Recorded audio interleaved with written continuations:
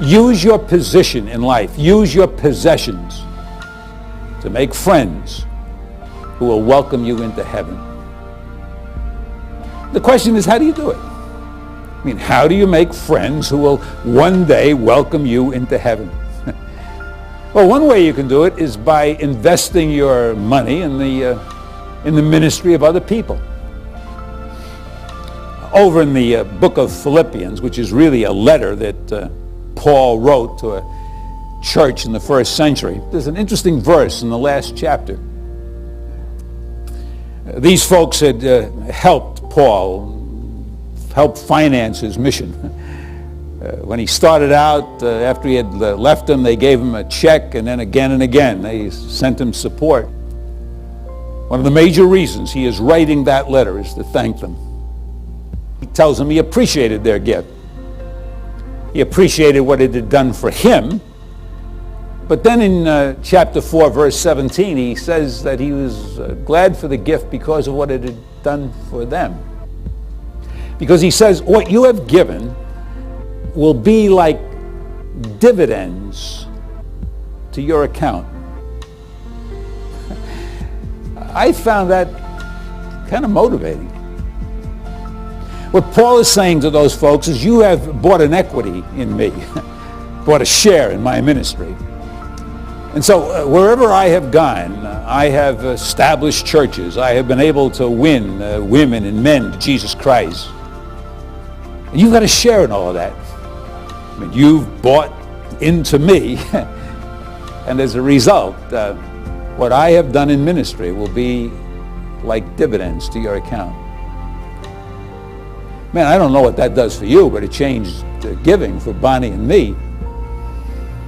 We have invested over the years in some missionaries in Africa. They're in a culture we have never visited. They know a language we could never speak. And I honestly believe that one day when Bonnie and I get to heaven, going to be some folks out there going to have a sign out in Swahili, and I'll be able to read it then. And they'll say, welcome home. Haddon and Bonnie, we're here because of you. Use your position, use your possessions to make friends who will welcome you into heaven. Sigmund Freud, in a very different connection, told the story of a sailor who was shipwrecked in the South Pacific, managed to get a hold of a piece of lumber and was swept onto an island. Natives found him, and to his surprise, instead of putting him in a pot or putting him in a prison, they set him up on a throne, made him king of the island, brought him their best food, their fruits, gave him a nice place to live. And then as he began to learn their language, he discovered that every silver lining had a cloud. And in this case, they had a custom on that island. The custom was that they took someone and made that person king or queen for a year.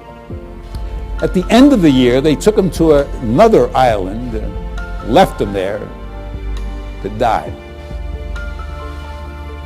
So that sailor got to thinking. He got some of these people, sent them over to the island, got them to till the soil, plow the ground, plant it. Got some others to go over to build him a nice house. Then there were some of these folks he got to know and like. He sent them over to build some houses. And at any rate, after the year was over, that sailor, instead of going over to that island to die, went over to that island to kind of live in luxury.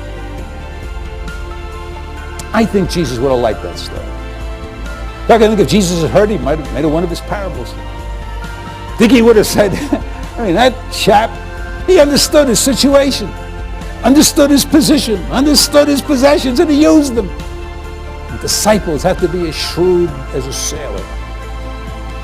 Use your position, use your possessions to make friends who will welcome you into heaven.